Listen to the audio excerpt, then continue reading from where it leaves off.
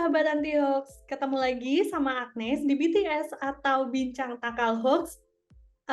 Agnes di sini sebagai pemeriksa fakta Mavindo sekaligus host untuk BTS kali ini. Nah, untuk kawan-kawan yang belum tahu, konten BTS ini merupakan bagian dari program media, yaitu program yang dilaksanakan Mavindo bersama mitra lainnya untuk mewujudkan ekosistem informasi cyber yang aman. Nah, kawan-kawan, pada episode BTS kali ini, kita akan membahas seputar langkah Bawaslu dalam menertibkan kampanye negatif jelang pemilu 2024. Berkaitan dengan tema tersebut, saat ini kita sudah ditemani oleh Koordinator Divisi SDMO dan Diklat dari Bawaslu Kalimantan Barat, ada Bapak Faisal Riza. Halo Pak Faisal. Halo Mbak Agnes, Baik. halo semua ya. Gimana Pak kabarnya hari ini? Baik, alhamdulillah. Cuman agak mendung ini suasana. Oh iya, iya. Jadi memang sudah memasuki musim hujan ya Pak ya? Betul. Iya. Nah, mungkin tadi kita sudah sempat ngobrol-ngobrol nih Pak, tapi kawan-kawan anti hoax ini belum kenal sama Pak Faisal. Mungkin Pak Faisal bisa sedikit menceritakan kesibukan Pak Faisal saat ini. Ya, teman-teman anti hoax ya, dimanapun berada, saya Faisal Rija, biasa dipanggil Bang Ical. Jadi kebetulan saya saat ini diamanahi sebagai anggota Bawaslu Kalimantan Barat. Kebetulan ini periode kedua saya dan posisi saat ini sebagai koordinator divisi sumber daya manusia dan organisasi serta pendidikan dan pelatihan. Saat ini ya sedang sibuk melakukan persiapan pada tanggal 28 kemarin baru saja memasuki masa kampanye. Kita tentu fokus kepada pengawasan tahapan kampanye ini dan distribusi logistik. Nah, beberapa teman-teman, kebetulan saya juga adalah personal in charge-nya atau PIC-nya pengawasan logistik ya agak keliling-keliling lah kira-kira gitu Mbak ya. Keliling-keliling dan kebetulan saat ini sedang berada di Pontianak melakukan ya rutinitas biasa. Beberapa yang sudah kita lakukan terkait dengan pengawasan tahapan kampanye ya penguatan kapasitas SDM dan pemetaan potensi kerawanan ya yang ada di Kalbar. Kira-kira begitu Mbak. Baik. Cukup sibuk ya Pak ya, apalagi sudah mulai kampanye juga ya. Iya. Oke, jadi nanti Agnes akan menanyakan beberapa pertanyaan ke Bang Ical. Saya boleh panggil Bang Ical saja ya untuk selanjutnya ya? Iya, silakan Mbak. Baik, saya akan menanyakan beberapa pertanyaan untuk Bang Ical. Ini terkait tema yang tadi. Mungkin kita awali dengan pertanyaan yang ringan dulu nih Bang. Seperti yang kita tahu, Bawaslu ini adalah salah satu dari penyelenggara pemilu ya di Indonesia. Nah, bagaimana Bawaslu ini memastikan penyelenggaraan pemilu bisa dilakukan dengan bersih dan adil? Ya tentu seperti yang tertuang dalam Undang-Undang Pemilu ya, kita mempunyai tugas, fungsi dan wewenang yang sudah diatur. Salah satunya juga dalam konteks tahapan kampanye ini memastikan semua pihak yang punya hak untuk melakukan kampanye dan kewajiban atau larangan terhadap pihak-pihak yang berkampanye juga tentu kita pastikan ya, karena pada dasarnya kan prinsipnya penyelenggaraan pemilu secara teknis ini kan KPU yang mengatur, Bawaslu melakukan pengawasan. Tapi lebih jauh dari itu adalah kita lebih memilih pendekatan pencegahan dibanding penindakan, karena Bawaslu memiliki kewenangan juga melakukan penindakan baik yang terkait dengan pelanggaran administrasi, pelanggaran kode etik penyelenggara dan pelanggaran pidana pemilu. Di dalam pemilu kan ada 3 jenis pelanggaran dan 1 pelanggaran yang berkaitan dengan lainnya. Misalnya pelanggaran terkait netralitas ASN, TNI, dan Polri. Nah, kita Bawaslu ya ingin memastikan proses kampanye ini bisa berjalan sesuai dengan regulasi, code of conduct yang juga kita miliki. Nah, selain itu juga kita ingin memastikan integritas teman-teman jajaran pengawas baik di level desa, kabupaten, kecamatan, supaya tetap menjaga integritasnya, melakukan semua peserta pemilu secara adil, tidak pilih kasih, kira-kira begitu ya.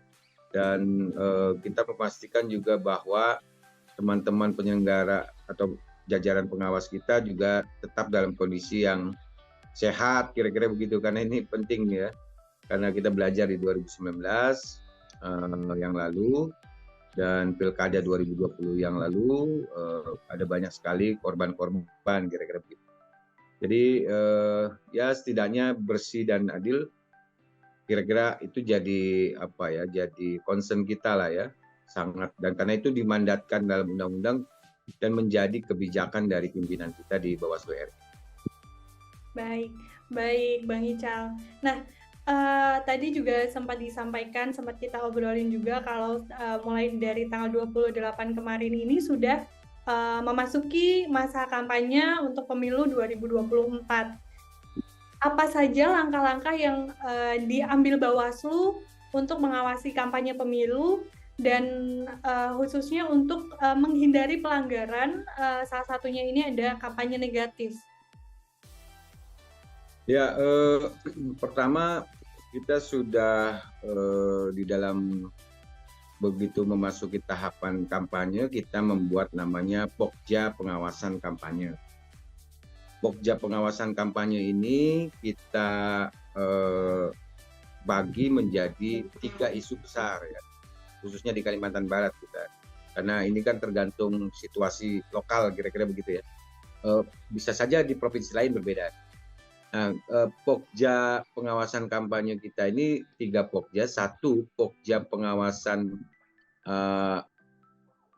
kegiatan kampanye, alat peraga kampanye dan bahan kampanye, kemudian kegiatan kampanye lainnya, rapat umum, rapat terbuka dan sebagainya. Itu Pokja yang pertama. Yang kemudian Pokja yang kedua adalah Pokja pengawasan netralitas ASN, TNI dan Polri yang kita buat. Kemudian Pokja pengawasan kampanye negatif ya. Jadi kita memang secara fokus melihat bahwa isu-isu hoax atau ujaran kebencian di dalam media sosial menjadi concern kita. Nah, kebetulan saya sendiri menjadi koordinator Pokja pengawasan kampanye negatif ya. Meskipun memang ada definisi yang berbeda antara kampanye negatif dan kampanye hitam, kira-kira begitu ya. Ya, tapi terlepas dari itu semua, prinsipnya adalah kita menjaga agar jagat virtual kita ini bisa memberikan pendidikan politik yang baik dan jauh dari hal-hal yang berbau negatif lah. Lebih lagi di Kalimantan Barat ini kan isu politisasi SARA cukup kental ya, karena dan itu sangat sensitif karena menyinggung entitas-entitas yang sifatnya SARA begitu, bisa memicu kira-kira ya, memicu potensi pelanggaran kampanye atau kerawanan kampanye lebih banyak lagi.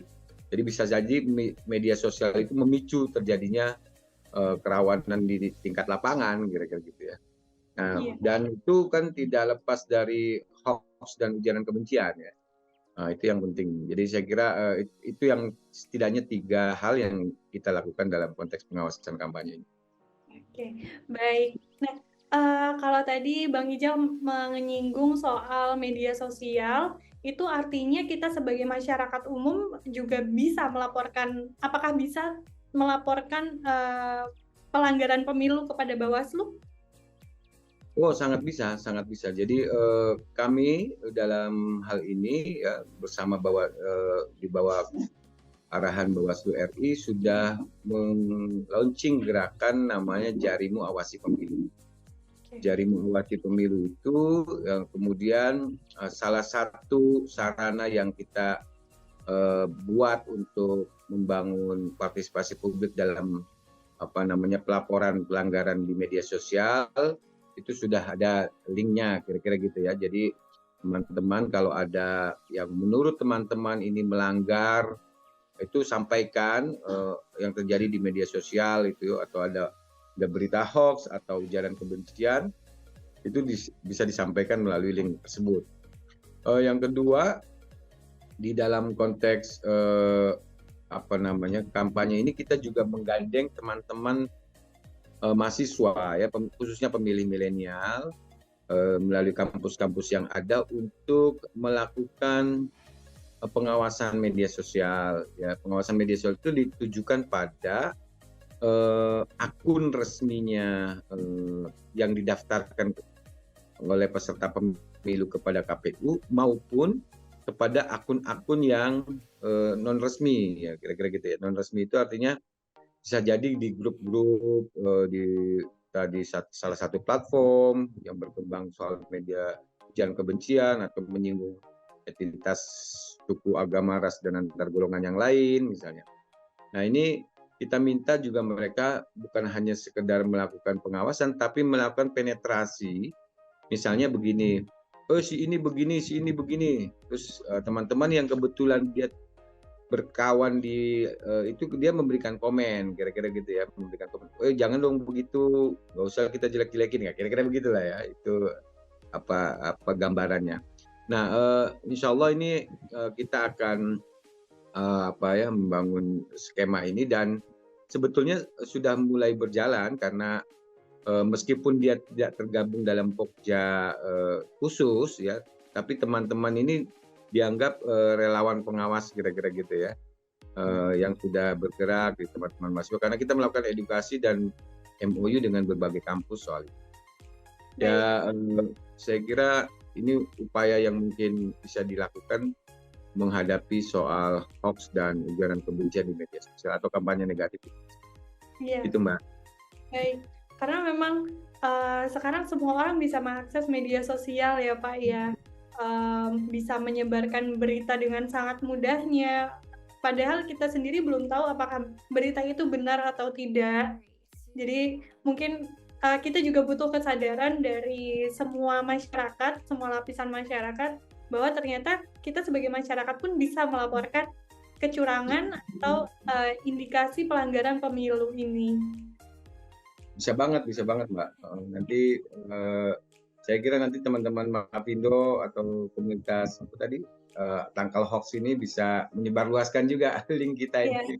Baik Pak. Kemudian kita beralih ke pertanyaan selanjutnya Pak. Bawaslu ini apa peran Bawaslu dalam menangani sengketa yang terjadi pada pemilu? Oke, jadi kalau di dalam Undang-Undang Pemilu, kalau yang namanya sengketa itu ada dua ya. Satu, sengketa proses, yang kedua sengketa hasil. Sengketa proses dalam undang-undang itu adalah kewenangan Bawaslu. Tapi kalau sengketa hasil, kewenangannya ada di Mahkamah Konstitusi. Okay. Nah, selain sengketa, Bawaslu juga sengketa itu adalah gini, saya perlu ceritakan dulu. Secara hukum, sengketa itu muncul karena adanya tafsir yang berbeda terhadap regulasi antara peserta pemilu dengan penyelenggara atau antara peserta pemilu dengan peserta pemilu. Kira-kira gitu ya. Nah, itu di dalam sengketa proses. Kalau sengketa hasil itu sengketa terhadap hasil pemilu, itu di Mahkamah Konstitusi. Nah, di sisi lain itu juga ada yang disebut dengan pelanggaran pemilu. Nah, pelanggaran pemilu itu yang tadi saya sebut, ada pelanggaran administratif, ada pelanggaran etik, ada pelanggaran pidana pemilu, dan pelanggaran undang-undang lainnya. Nah, dalam konteks itu, misalnya ada pelanggaran terhadap undang-undang ITE, misalnya ya. Nah, Bawaslu misalnya melakukan pengawasan dan kemudian menemukan ada pelanggaran undang-undang ITE. Maka itu kami hanya meneruskan kepada pihak kepolisian. selaku penegak hukum ya gitu ya. Tapi kalau misalnya pelanggaran yang diatur di dalam Undang-Undang Pemilu misalnya dalam kampanye mempersoalkan NKRI atau mempersoalkan Pancasila, itu pidana pemilu. Nah, itu urusan Bawaslu. Bawaslu nanti akan menindaklanjutinya dan ancamannya hukuman yang sudah tertuang dalam Undang-Undang Pemilu. Tapi kalau ada pelanggaran administrasi misalnya, ada dalam proses misalnya perhitungan suara. Nah, si KPU atau petugas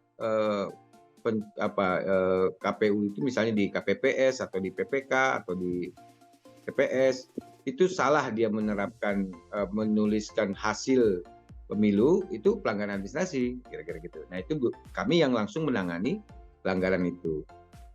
Kemudian kalau ada pelanggaran etik, ada penyelenggara pemilu di tingkat kecamatan, PPK misalnya melanggar kode etik, misalnya dia duduk ngopi ketahuan sama caleg gitu ya. Nah, Bawaslu bisa menjadikan itu sebagai temuan dan meneruskan ini kalau dia sifatnya penyelenggara itu ada yang permanen, ada yang ad hoc. Kalau ad hoc kita meminta agar KPU Kabupaten itu menindak. Tapi kalau misalnya yang bersalahnya KPU Kabupaten, maka bisa dilaporkan kepada DKPP, Dewan Kehormatan Negara.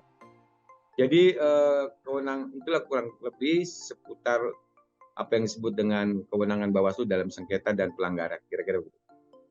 Baik. Ini sebenarnya masih mungkin sedikit berkaitan dengan pendapat dari Bang Ical tadi yang soal misalkan ada anggota KPU yang kedapatan sedang ngopi bareng caleg gitu ya Bang ya. Nah, kalau dari Bawaslu sendiri, bagaimana cara Bawaslu bisa tetap menjaga netralitasnya selama tahapan pemilu ini berlangsung? Jadi nggak cuma selama kampanye nih, tapi sampai nanti rangkaian pemilu ini selesai. Ya, jadi begini ya, di dalam sistem pemilu kita itu undang-undang membuat ruang terjadinya check and balances antara penyelenggara pemilu. KPU ada sebuah istilah yang mengatakan Bawaslu hadir untuk mengawasi KPU, kira-kira gitu ya. Kemudian DKPP hadir untuk mengawasi Bawaslu dan KPU. Jadi ada check and balances kira-kira gitu. Nah, dalam konteks itu sebetulnya kami sendiri juga menjaga. Kenapa yang disebut dengan Bawaslu atau KPU itu adalah pimpinan? Ya karena dia sifatnya kolektif kolegial. Jadi kami sendiri di internal melakukan mekanisme check and balances. Jadi kalau ada pimpinan atau komisioner yang dalam tanda petik itu melakukan pelanggaran etik misalnya, itu kan kami juga di dalam mekanisme internal bisa melakukan kontrol gitu ya, melakukan kontrol. Itu yang pertama. Jadi ruang-ruang itu sebetulnya sudah diciptakan lewat undang-undang. Tapi di sisi lain memang soal integritas ini kan soal sifatnya personal ya Mbak ya. Meskipun secara kelembagaan kita selalu mengatakan bahwa ayo kita jaga istilahnya integritas gitu ya. Kemudian kemandirian, imparsialitas, netralitas dan sebagainya. Ya tapi kadang-kadang ini sifatnya personal. Nah, kita tidak ada toleransi bagi teman-teman yang di jajaran di bawah yang bermain-main kira-kira gitu. Kami misalnya di 2019 sudah mengeluarkan surat peringatan ada kepada penyelenggara pemilu di bawah itu hampir kurang lebih 12-an orang ya kalau nggak salah saya. Ada yang sifatnya di kabupaten, ada yang sifatnya di kecamatan gitu ya. Nah, demikian juga di teman-teman kabupaten ada juga yang memberikan surat peringatan kepada teman-teman kecamatan maupun teman-teman desa yang sifatnya. Jadi bagi publik kalau memang menemukan hal-hal ini silakan, kami sangat terbuka untuk dilaporkan. Jadi jangan khawatir, jangan ragu untuk melaporkan apabila ada indikasi atau ada fakta yang ditemukan terjadinya pelanggaran terhadap integritas dan kode etik kira-kira gitu ya. Baik, baik Bang Ical. Ini lumayan berat ya perbincangan kita kali ini. Maaf, kalau terlalu berat. Gak apa-apa. Jadi kan kita juga bisa tahu nih Bang Ical, sebenarnya ternyata cara kerjanya Bawaslu ini seperti ini, apa yang harus diawasi dan apa yang bisa ditindak langsung oleh Bawaslu. Mungkin jarang juga masyarakat umum ini tahu seluk-beluk semuanya soal Bawaslu, dan semoga nantinya apa yang dipaparkan sama Bang Ical ini juga bisa membantu teman-teman gitu kan ya Bang ya. Siap. Yes. Sorry kalau misalnya agak terlalu berat, nanti dikasih tahu aja. Bang, Oke. topiknya apa? Oke. Nah, ini masuk ke pertanyaan terakhir Bang Ical. Tadi kita sudah sempat singgung media sosial, kemudian kita sempat singgung penyebaran berita bohong, disinformasi, berita hoax gitu. Nah, tapi nggak jarang juga kita dapatkan itu banyak sekali ada intimidasi atau tekanan dari pihak tertentu kepada mungkin masyarakat itu. Ya, nah apa yang menurut Bang Ical nih representasi dari Bawaslu, apa yang harus dilakukan pemilih jika mereka ini menghadapi intimidasi atau tekanan itu selama pemungutan suara? Jadi ini langsung spesifik selama pemungutan suara. Oke, ya, sesuai dengan tagline-nya Bawaslu ya, menjaga, atau di dalam lagunya kami itu kan menjaga kedaulatan hak pilih. Jadi Bawaslu hadir juga dalam konteks memastikan agar semua orang punya hak dan kewajiban terkait dalam menggunakan hak pilihnya. Jadi kalau ada intimidasi itu sudah diatur dalam undang-undang. Ada ancaman hukuman terhadap orang-orang yang mengintimidasi terhadap kedaulatan pemilih. Jadi itu silakan dilaporkan sepanjang ada buktinya, sepanjang ada faktanya yang bisa secara hukum dipertanggungjawabkan, silakan dilaporkan kepada Bawaslu. Misalnya ada penyelenggara yang bermain-main, misalnya, awas kamu kalau nggak milih ini nanti kamu nggak akan begini ya, kira-kira begitu misalnya, itu nggak boleh, atau peserta pemilu ya yang mengatakan begitu, itu silakan dilaporkan kepada Bawaslu. Jadi prinsipnya begitu. Tapi kalau misalnya sudah terjadi kekerasan fisik, ya itu kan pelanggaran itu bisa jadi pelanggarannya apa nih, pidana, bisa jadi pidana pemilu, bisa jadi pidana umum, atau bisa dua-duanya pada saat yang bersamaan, kan kira-kira gitu ya. Nah, itu silakan dilaporkan ke polisi juga misalnya, karena kan pertanggungjawaban keamanan, ketertiban itu kan juga ada di pihak kepolisian misalnya ya. Tapi pada prinsipnya jangan ragu, jangan takut untuk menggunakan hak pilihnya pada teman-teman milenial. Kalau ada yang mengintimidasi, tapi saya nggak yakin lah bisa mengintimidasi anak muda ini. Karena anak muda lebih bebas kan, lebih bebas, kelompok milenial kan lebih mandiri kira-kira. Tapi kalau ada yang begitu, ya silakan dilaporkan kepada kami, kira-kira begitu. Baik, jadi jangan pernah takut dengan intimidasi atau tekanan. Yang penting yang pertama adalah kita berhak atas suara kita sendiri, begitu ya Bang Ical ya? Banget, cocok banget itu. Oke, mungkin cukup itu saja pertanyaan dari saya Bang Ical, karena sepertinya kalau kelamaan juga kawan-kawan anti hoax pusing nih, kayak aduh berat sekali pembahasannya gitu kan. Walaupun sebenarnya saya sangat tertarik dengan pembahasan Bawaslu ini, karena kembali lagi jarang sekali kita mendengar atau kita bisa tahu apa tugas, kemudian wewenang dari Bawaslu yang dijelaskan langsung begitu ya Bang Ical ya. Nah, mungkin dari Bang Ical ada sedikit tambahan, pesan atau nasihat untuk para pemilih pemula yang juga gabung di BTS ini? Oke, ya teman-teman BTS dimanapun berada, ya apalagi saya yakin banyaknya kelompok pemilih pemula, saya berharap ini adalah pengalaman baru ya, sejarah baru buat adik-adik semua dalam menggunakan hak pilihnya, jangan sia-siakan. Dan karena begini, karena menurut saya satu suara itu sangat menentukan. Apalagi kita ke depan tantangan nggak mudah kan. Kita perlu memang menggunakan hak pilih kita yang menurut selera masing-masing, kira-kira gitu ya.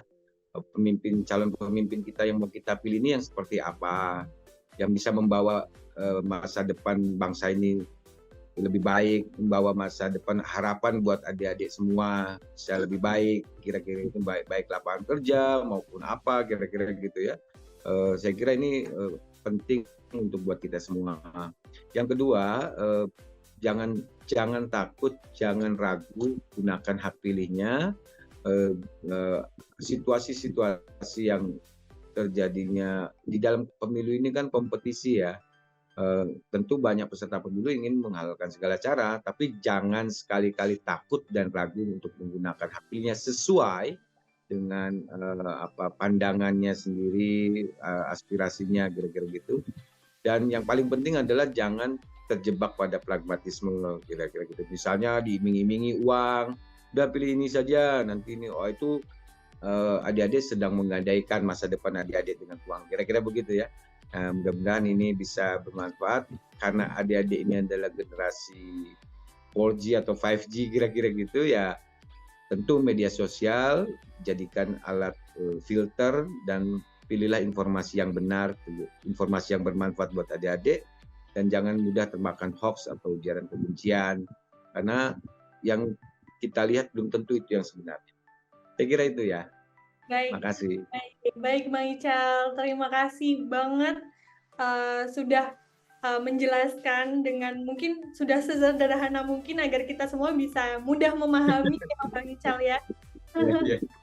Tapi walaupun sesederhana itu, tapi ternyata ilmunya juga sangat bermanfaat dan semoga ini bisa membantu untuk kawan-kawan anti hoax semuanya. Nah, sahabat anti hoax juga bisa komen di bawah tentang pendapat atau tanggapan terkait konten BTS kali ini. Dan juga konten-konten seperti apa yang kawan-kawan inginkan untuk kita tampilkan di BTS episode selanjutnya. Jangan lupa juga untuk subscribe YouTube Mavindo untuk konten-konten edukatif yang seru lainnya. Nah, mungkin gitu aja Bang Ical. Apakah bisa saya tutup sesinya? Cocok. Sip. Terima kasih.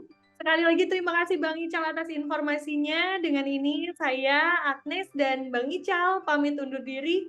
Sampai jumpa di episode BTS selanjutnya. Sampai jumpa teman-teman BTS.